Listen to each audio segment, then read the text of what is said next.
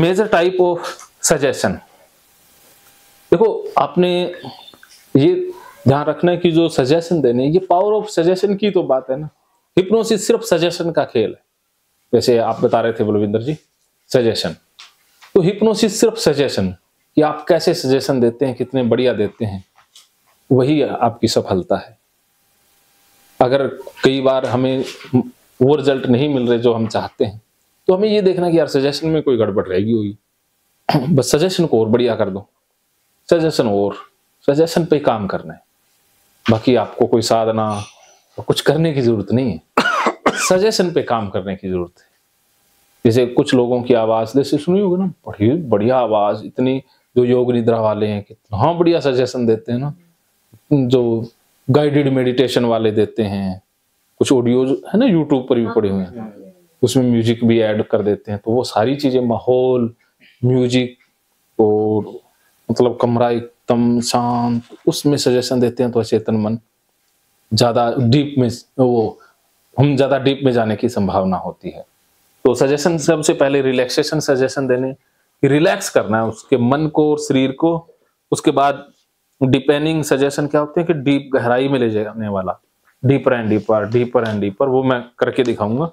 एक होता है डायरेक्ट सजेशन कि सीधा ही बोल देते हैं, जैसे जो 10% इधर वाले हैं ना, जो बहुत ज्यादा हाँ फिजिकल सजेस्टिव, उनको डायरेक्ट सजेशन देने, उनको सीधा ही कह दो, वो मान लेंगे। डायरेक्ट, समझ गए, डायरेक्ट जो आप बोलते हैं। और इसके बाद जो इमेजरी सजेशन है वो उनको देने जो इमोशनल हैं। इसमें इमेजरी प्लस मेटाफर कर दीजिए। मेटाफर कि मेटाफर समझते हैं ना क्या होता है, कि संदर्भ दे करके, उदाहरण दे करके, कि जैसे तेरी सुंदरता तो चांद के जैसी है, तो वो मेटाफर यूज कर लिया ना। ऐसे उनको अलग अलग मेटाफर के द्वारा समझाना होता है कि जैसे कोई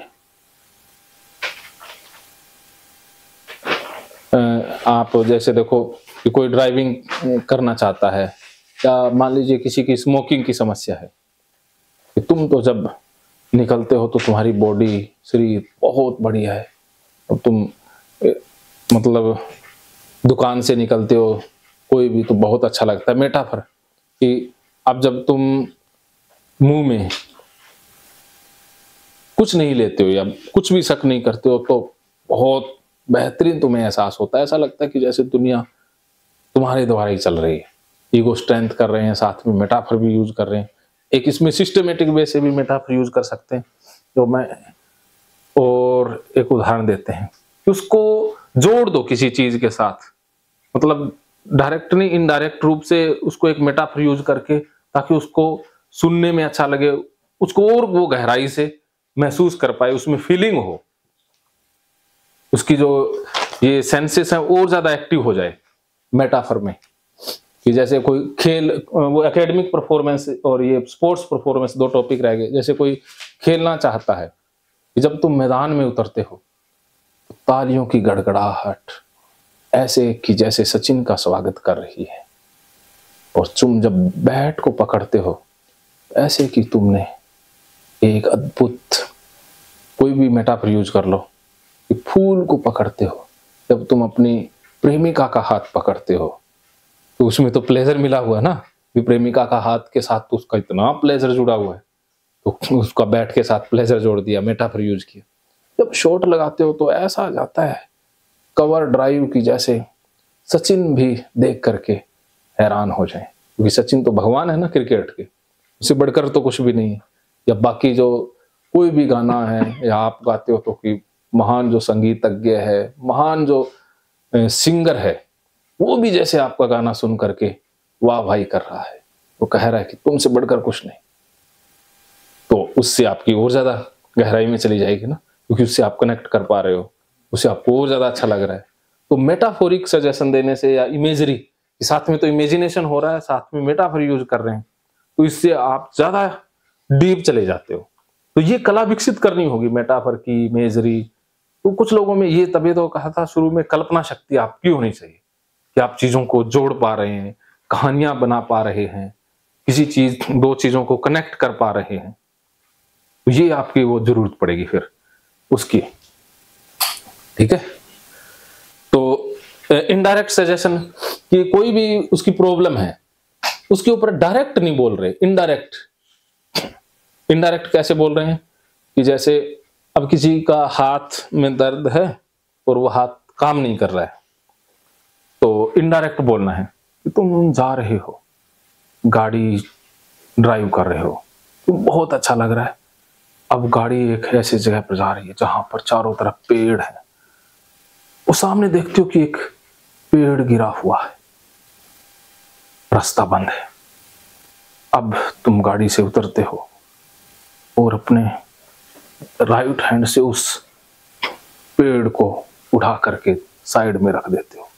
बहुत बढ़िया, आपने डायरेक्ट तो नहीं कहा भी तेरा हाथ काम कर रहा है, उसमें शक्ति आ गई है, इनडायरेक्ट रूप से उसने सारा कुछ कर दिया।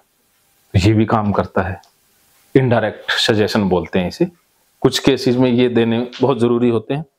और पोस्ट हिप्नोटिक सजेशन कि ये क्यूज भी आप डाल सकते हो जी। पोस्ट हिप्नोटिक है कि जब उस ट्रांस से बाहर आ जाएगा तब वो क्या करे।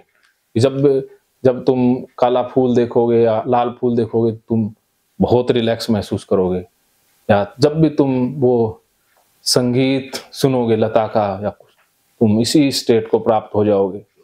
या कह दोगे कि जब भी तुम ये नीला ये बोर्ड देखोगे अपना फोन मुझे दे दोगे, तो ये पोस्ट हिप्नोटिक सजेशन हो गया ना। वो जब भी इसे देखेगा, अचेतन मन में प्रोग्रामिंग है, डीप में वो डाला हुआ है, तो वो फोन निकाल के आपको दे देगा। आप कहोगे कि 5:06 पर मुझे तू कॉल करेगा, वो फोन कर देगा। उसको क्या बात थी, बात तो कुछ नहीं पता जी, फोन ही कर दिया बस। ऐसी चीजें होती हैं। पोस्ट हिप्नोटिक सजेशन काम करते हैं, ये करते डीप में ही है। अब चेक करके देख लेना, डीप में ले जा करके आप कहना कि अलमारी में किताबें पड़ी और तुम खोल के 10 मिनट बाद पढ़ने लग जाओगे। 10 मिनट के बाद वो खड़ा हो जाएगा और किताबें खोल के पढ़ने लग जाएगा। उसी को क्या पढ़ रही हो, पता नहीं क्या पढ़ रहा हूं बस। ये पोस्ट हिप्नोटिक, लेकिन ये हमने तो अच्छे के लिए करना है ना, कि उसकी खुशी को, प्लेजर को, या जब भी जैसे किसी को गंदगी वाली कि जब भी तुम पोटी जाओगे या सीट देखोगे तो तुम बहुत अच्छा महसूस करोगे, रिलैक्स महसूस करोगे। वो सीधा पोटी करके बाहर आ जाओगे तो तुम्हें अच्छा लगेगा, वरना वो तो वहीं उलझ जाता है। तो जिस चीज में उलझ रहा है उसके साथ पोस्ट हिप्नोटिक सजेशन देके, या घर में या कहीं बाहर एग्जाम में, जैसे कोई बच्चा है, जब भी तुम एग्जामिनेशन सेंटर में पैर रखोगे तो बहुत खुशी का एहसास होगा। ऐसे लगेगा कि जैसे मैं, जो उसकी खुशी वाली चीजें उसके साथ जोड़ दो। जो कोई खिलाड़ी है कि जैसे तुम मैदान में उतरते हो या तुम कहीं भी जाते हो, पहले पता कर लेते हैं सबसे ज्यादा खुशी किस में मिलती है, तो वो एग्जाम पेपर हाथ में आया तो बहुत बढ़िया एहसास हो रहा है, तुम लिख रहे हो। ऐसे आप पोस्ट हिप्नोसिस सजेशन दे देंगे तो इमेजरी हो गया पोस्ट हिप्नोटिक। वो जब भी वो एग्जाम देने जाएगा तो बेस्ट परफॉर्म करेगा। तो ये भी डीप ट्रांस में देने होते हैं। ये सारे ये चीजें मैंने कॉलेज टाइम में यूज की। हाँ। इतने दोस्त थे ना, हाँ। वो बोलता यार मेरे पास ना ये जो पेन है ना, हाँ। जो ले लेगा, हाँ। कुछ भी नहीं आता, पूरा पेपर फुल करके आएगा। हाँ, हाँ। तो अगले दिन ना मेरे पास 10-12 लड़कों की लाइन लगी कि हमें भी यार पेन दे। हाँ। मैं अगले दिन लेके आऊंगा। हाँ। सारे पेन सबको दे दिए, सबका पेपर अच्छा हुआ। बस ऐसा ही होता है। रुकेगा नहीं भाई, एक बार खोल दिया ना पेपर, एक बार टिक कर दिया, बस ये नहीं रुकेगा, वाकई नहीं रुकता। उसके अचेतन मन ने मान ली तो ये चलेगा। तो ऐसे बहुत से लोग पोस्ट हिप्नोटिक देते हैं ना सजेशन, तो ये सजेशन की पावर है। अगर अचेतन मन ने एक्सेप्ट कर लिया तो सब कुछ संभव है। बल्ले बल्ले हो जाती है। तो बस हमने अचेतन मन तक जाने के तो सारी चीजें कवर कर ही ली हैं। तो अब हमारे पास बचा है स्क्रिप्ट राइटिंग। स्क्रिप्ट राइटिंग जैसे ही आप उससे बात करो, उससे सारी प्रॉब्लम आइडेंटिफाई, गोल सेट कर लो। उसका गोल जैसे आपका कि वो चेतन की शक्तियां आपका अलग, तो 1.5 पेज की स्क्रिप्ट पहले से लिख लो कि डीप में ले जाकर के वही बोलेंगे। क्योंकि आप नए हो तो अब डीप में ले गए, आप बोलें क्या, अब कोई सूझ ही नहीं रहा क्या बोले क्या ना बोले। क्योंकि इसमें सजेशन देते वक्त ध्यान ये रखना है कि एक सिस्टमेटिक वे से हो, एकदम क्लियर सजेशन हो, एकदम स्पष्ट हो। अगर कंफ्यूजन वाले सजेशन दे रहे हैं तो वो उसका चेतन मन समझेगा आदि, वो फिर रिजल्ट नहीं आएंगे। तो क्लियर सजेशन देने तो पहले से एक बार लिख लिया, स्क्रिप्ट तैयार कर ली कि हमने ये बोलना है बेस्ट तरीके से, फिर उसको दोबारा से रिवाइंड कर दो। तो ये स्क्रिप्ट लिखना शुरुआत में बहुत जरूरी है, बाद में तो आपका अनुभव हो जाएगा, तो वैसे ही आप इतने एक्सपर्ट हो जाओगे कि एकदम स्क्रिप्ट तैयार कर लोगे। और उसके बाद ईगो स्ट्रेंथनिंग एक बार छोड़ देते हैं, बाद में लास्ट में करेंगे। इसके बाद ब्रेन वेव्स, ये छोटा सा है, जैसे ये पेज देख लो कि सबसे जो ब्रेन वेव्स के बारे में क्या कि गामा वेव्स जिनकी फ्रीक्वेंसी होती है, गामा वेव्स है, इसमें क्या कि इनसाइट चेतन जो आप लॉजिक कर रहे हैं, पूरी तरह से अवेयर हैं, कोई प्रॉब्लम सोल्व कर रहे हैं, प्रोसेसिंग फास्ट चल रही है। जैसे कंप्यूटर के अंदर आप पूरी फास्ट जो आप कोई वीडियो वो पब्लिक कर रहे हो, कुछ कर रहे हो ना पूरा फास्ट, तो उसमें क्या है कि जैसे ब्रेन की वेव्स है ना जो आप देखते हो इको या हॉस्पिटलों में, तो ऐसे ऐसे चलती रहती हैं, तो वो गामा है, उनकी फ्रिक्वेंसी ज्यादा होती है। एक जब फोकस्ड हो जाते हो, जैसे आप किसी काम में डूबे हुए हो, फोकस हो, तो इनकी वेवलेंथ है वो अलग मिलेगी, वो 12 से 38 की होती है बीटा। और जब हम शांत होते हैं तो अल्फा होती है, अल्फा स्टेट होती है। तो हमने जो प्रोग्रामिंग करनी होती है वो अल्फा स्टेट में भी हो जाती है। अल्फा और थीटा के बीच की सी अवस्था होती है। हाँ, इतना डीप नहीं लेके जाना, डेल्टा तक नहीं लेके जाना या थीटा नहीं लेके जाना। जैसे दो कंसेप्ट चले हो ना, alpha healing, alpha mind healing, बहुत से लोग करते हैं इस तरह के नाम यूज, अल्फा हीलिंग कर रहे हैं, बहुत से थीटा हीलिंग करते हैं, थीटा हीलिंग की बात पकड़ते हैं, जो भी तरीका है। इसके ऊपर भी बहुत सारी किताबें हैं, ये भी बहुत सारी चीजें मार्केट में प्रचलित हैं। तो अल्फा में क्या है, एकदम शांत है, काम है। जब हम रिलैक्सेशन के सब दे देते हैं मैसेज, वो सजेशन, उसके बाद वो उस स्टेट में आ जाता है, काम स्टेज में। तो वहां पर भी आप जो सजेशन दोगे उनके भी रिजल्ट मिल जाएंगे। जो थेराप्यूटिक वर्क है वो अल्फा और थीटा के बीच में हो जाता है, ठीक है। जो और थीटा चली जाए तो अच्छी बात है, लेकिन रिलैक्स के सजेशन बार बार दे करके आप अल्फा स्टेट तो आराम से ले ही आ सकते हो। तो अल्फा को आसानी से लाया जा सकता है। जब आप बिल्कुल हो जाते हैं ना एकदम रिलैक्स, जैसे आप तो बहुत डीप चले जाते हो, आप अल्फा तक तो चले ही जाओगे, थीटा तक भी चले जाओगे, सारे ही जा सकते हैं।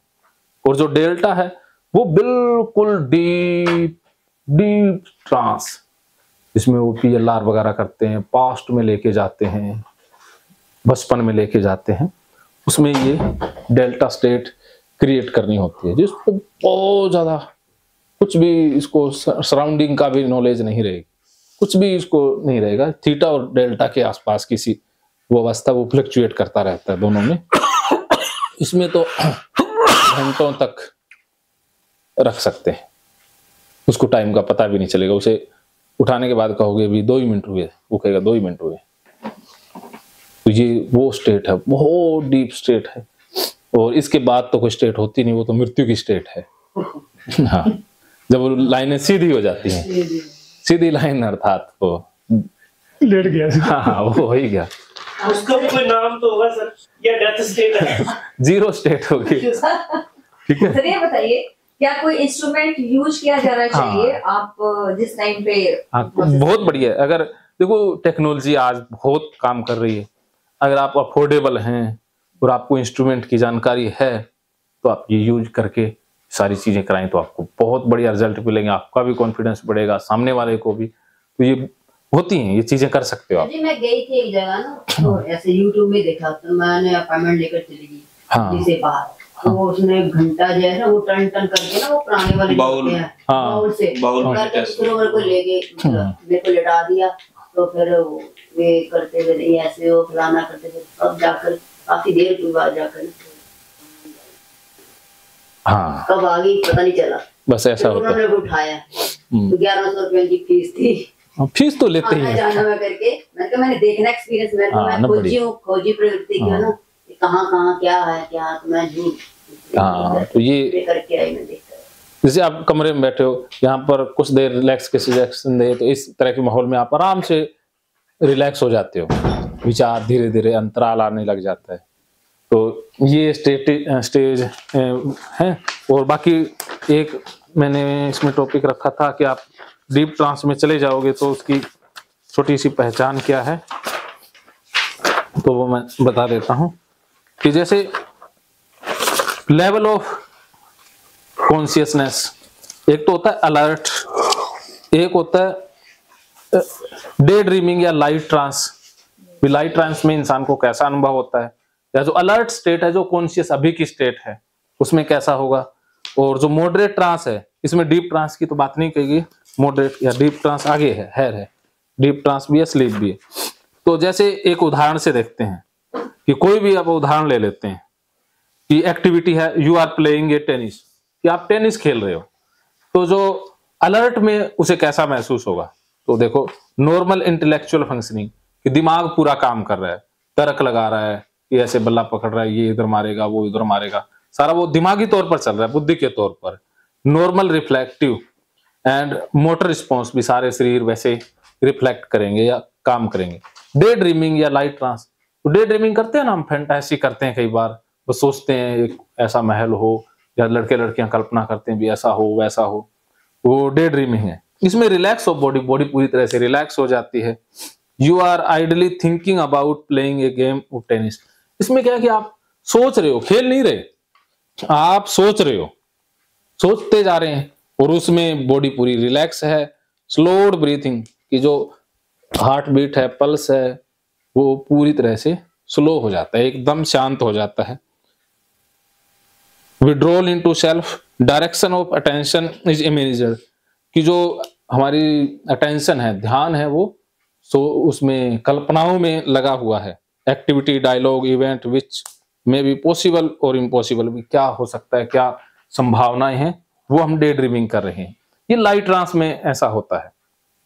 और जो मॉडरेट ट्रांस है, बीच की अवस्था, लॉस ऑफ अवेयरनेस, किसमें जो ये लाइट ट्रांस है ना, इसमें चारों तरफ बाहर के वातावरण की जानकारी रहती है कि कौन कमरे में आया, कौन गया, कौन क्या बोल रहा है, वो सुनाई देता है, लेकिन अटेंशन किसी एक खास चीज पर होती है। जैसे आपके ऊपर उसका फोकस है, लेकिन पता उसको सराउंडिंग का सारा रहता है। लेकिन जो मॉडरेट ट्रांस है, उसमें अवेयरनेस नहीं रहती, सिर्फ एक ही चीज का उसे एहसास रहता है। आईज पूरी तरह से क्लोज हो जाएंगी, खुलेंगी नहीं। आपको अगर वो मैसेज सजेशन देगा भी आईज खोल नहीं पाओगे, तो आप खोल नहीं पाओगे। इंक्रीज्ड अवेयरनेस ऑफ इंटरनल, कि आंतरिक जो सिस्टम है, मन का अचेतन मन है, उसके प्रति जो अटेंशन है वो चला जाता है कि आपके मन में क्या चल रहा है, उस पर आपका फोकस अंदर की तरफ हो जाता है, पूरा बाहर से हटके अंदर की तरफ हम चले जाते हैं। और इसमें है increased awareness of internal functional such as a heart beat, breathing, increase receptivity of sense, जो हमारी सेंसेस हैं उनके जो ग्रहण करने की क्षमता है। जैसे ये घड़ी की टिक टिक हो रही है, ये तो हम अटेंशन देते हैं तो सुन लेते हैं ना। अब कुछ ऐसी आवाजें हैं यहाँ पर जो हम नॉर्मली सुन नहीं सकते, लेकिन जब उस ट्रांस में होंगे तो वो भी चीजें सुनने लग जाते हैं। यहाँ पर ये भी आवाज है, हल्की सी आवाज, कोई आप करना फोन पे ऐसे टैप किया, हमें सुनाई नहीं दी, लेकिन उसका जो 5 ज्ञानेंद्रियों की क्षमता है वो बढ़ जाती है, तो उसमें वो सुन लेगा। जब वो कहते हैं ना कि कोई बिना बोले भी हिप्नोटाइज कर रहा है, वो क्या कि इस तरह में जो आप मन में सोच रहे हो वो भी चीजें कई बार पकड़ में आने लग जाती है। तो वो डीप, वो उसकी दूसरी ट्रेनिंग का हिस्सा है। Increase identify imagery, literal interpretation of speech, ये इंटरप्रिटेशन चलने लग जाता है, बोलने का अपने आप ही होने लग जाता है, अपने आप ही मन में सारी चीजें फंक्शन करने लग जाती है। और डीप ट्रांस में क्या होता है, further reduction of activity and energy output, limpness of stiffness, कि पूरा शरीर एकदम सुन्न हो जाएगा, कोई भी उसमें हरकत नहीं होगी। चाहे आप उसे जैसे एक कुर्सी के ऊपर इधर लेटा दें, इधर टांगे, और बीच में कह दें भी गिरेगा नहीं, और उसके ऊपर से आदमी खड़ा कर, तो वो शरीर उतना कड़ा हो जाता है, स्टिफनेस आ जाती है। ये कब आता है? ये जो आप गए थे उसी ट्रांस में, डीप में आता है ये, डीप ट्रांस में। डीप ट्रांस के पहचान है। और इल्यूजनेशन ऑफ सेंस की, आप उसे कहोगे कि मैं कागज देके कि मैं गुलाब का फूल दे रहा हूँ, उसे वो गुलाब का फूल ही दिखाई देगा, चाहे आप मर्जी कह दो, कोई कह दे कि ये गुलाब नहीं है। स्मेल भी आ सकती है। हाँ, स्मेल भी आएगी 5 ज्ञानेंद्रियों से। आप उसे ये जो ततैया मिर्च होती है वो खिला दो और कहो गाजर है, तो उसे वो मीठी लगेगी। ये तो है ना। कोई भी ठंडी बर्फ दे दो और कहो गर्म है, तो उसका हाथ गर्मी महसूस करेगा। और कोई भी गर्म चीज दे दो तो बर्फ है, तो आराम से पकड़े रखेगा। हाथ में फफोले हो जाएंगे, लेकिन उसे वो शरीर सिग्नल ठंडी का ही भेजेगा। तो ये डीप ट्रांस में ही चीजें संभव है। इसमें आप किसी को यहाँ खड़े करके कहो कि ये बंदा है ही नहीं, हाँ इस कमरे में नहीं है, उसको वो दिखाई नहीं देगा। हाँ, डीप में आप करके दिखा देंगे। या कहो कि यहाँ पर सलमान खान बैठे हैं जो आपका इष्ट देव है, तो ये बंदा आपको सलमान खान ही देखेगा कि सलमान खान ही बैठा है। वाह क्या बात है। जैसे भगवान के लोग दर्शन कराते हैं ना कि मैं परमात्मा के दर्शन करा रहा हूँ, तो इस अवस्था में कुछ लोग कराते हैं ना, तो हमें तो भगवान ही दिख रहे हैं। हाँ जी। ये किस्सा सर 4-5 साल पहले एक बुढ़िया थी, वो उसको एक पछतावा था कि उसने नामदानी लिया कि लोगों को नामदान लेना। हाँ। तो उसके घर से काफी दूर जाने वाला भी नहीं था। हाँ। तो मैंने मोबाइल में पिक्चर निकाली, मैंने कहा माता तो अपने दर्शन करने, लेकिन उसको दिखता नहीं था। हाँ। बाकी उसकी चली गई, उम्र ज्यादा थी। तो मैंने कहा माता आपने दर्शन करने हैं, मैं करवाऊंगा आपको दर्शन। कहती अच्छा बेटा करवा देगा तू? मैं तो क्यों नहीं करवाऊंगा, आपका बेटा हूं मैं, अपना बेटे मानो मुझे। अच्छा, तो कहती फिर मुझे करवाओ। मैं कहा यहाँ ही करवा दूंगा। उन्हें बोला करवा दो। मैंने मोबाइल में फोटो निकाली, उसके ऐसे सामने कर दी। मैंने कहा दिख रहा है? हाँ दिख रहा है। कैसे है? जैसा उनका वस्त्र थे जो, उसे पूरा सही बताया। वैसा ही होता है, ये होता है। तो ये आपने काउंसलिंग कर दी पहले ही, तो ऐसा होता है कि तैयार कर दिया ना, मैं कर दूंगा, ये कर दूंगा। बस आपने वो हिप्नोटाइज तो कर ही दिया ना, सिर्फ 1 मिनट लगा। हाँ, ऐसा हो जाता है। ये वो हाईली सजेस्टिबल था पर्सन। और जैसे लोग मरे हुए से बात करते हैं, लोग आत्माओं से, परमात्मा से बात करवाते हैं, करते हैं ना, तो वो इसी अवस्था में होता है सारा कुछ। सारा वो डीप ट्रांस में ले जा करके, और वो आप किसी से भी आप अपने खोए हुए या कोई मरे हुए या बिछड़े हुए कोई भी है, उससे बात की जाती है। तो ये तो चलो आगे की बातें हैं। Highlight and function of creative process, सारी चीजें है ना। Physically feel your self playing, तो आपको इसका ये लक्षण है कि फिजिकली भी शरीर भी महसूस करता है कि आप वो कर रहे हो। शरीर में वो सारे रिएक्शन आने लग जाते हैं। आप किसी को कह दो कि तुम पहाड़ों में हो, ठंड लग रही है, तो उसका शरीर में कंपी आ जाएगी। कह दो कि तुम गर्मी है, बहुत गर्मी है यहाँ पर, तो उसको पसीना आ जाएगा। जनरल भी हम एक दूसरे को बात करते तो फिर महसूस किया जाता है। हाँ, ये डीप ट्रांस, ये काफी गहरी अवस्था है। और स्लीप तो स्लीप है ही, जो तो इससे बात तो स्लीप की अवस्था ही आती है, जिसमें सिर्फ अवेयरनेस लॉस हो जाती है ना, डीप अवस्था में। हाँ, स्लीप में तो चीजें संभव नहीं, सिर्फ सजेशन दिए जा सकते हैं। वो कई बार अचेतन मन पकड़ता रहता है, वो सजेशन दिए जा सकते हैं। उसमें वो बंदा है, वो चला ही गया कहीं अलग ही चला गया, वो अपना डीप रिलैक्स होके सो गया। अब वो बाहर आएगा अपनी नॉर्मल अवस्था में जब उसकी नींद पूरी हो जाएगी।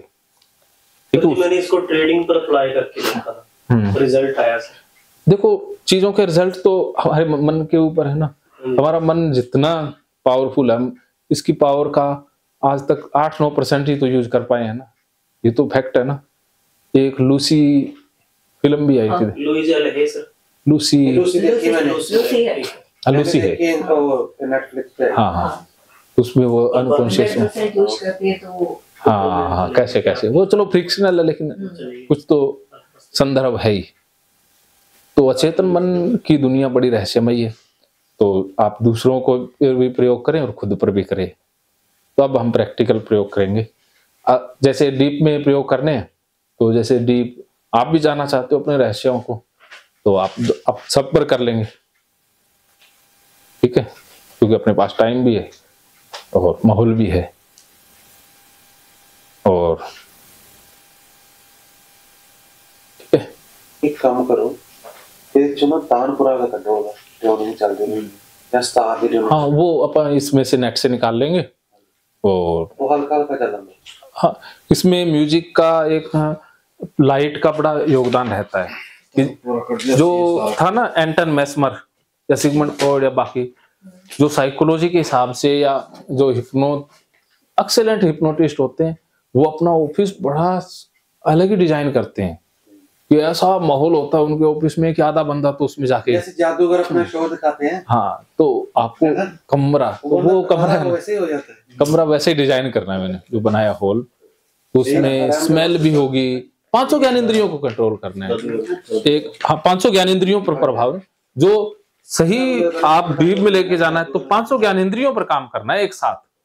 ये देखो, आंखों के लिए देखने के लिए इतना भी कमरे का माहौल कि आंखें देख के मंत्रमुग्ध हो जाए, कानों में सुंदर सा म्यूजिक, इतना हिप्नोटिक म्यूजिक बज रहा है, और फीलिंग स्किन पर कि ऐसा बिल्कुल गर्मियों में ठंडक का सा एहसास, और सर्दियां हैं तो गर्मी का एहसास उस कमरे में हो रहा है। और बाकी कौन सी बची? नासिका, उस कमरे की जो सुगंध इतनी बेहतरीन की बस सूंघते ही रह जाएं। अब कौन सी बची? टेस्ट वाली। हाँ, टेस्ट वाली कि आप कोई भी पेय पदार्थ वहां पर रखें, पिलाएं, तो ऐसा फील हो कि बहुत बढ़िया पेय पदार्थ। तो अपने 500 ज्ञानेंद्रियों को पहले ही कंट्रोल कर लिया, तो अब डीप में वो जाएगा ही जाएगा।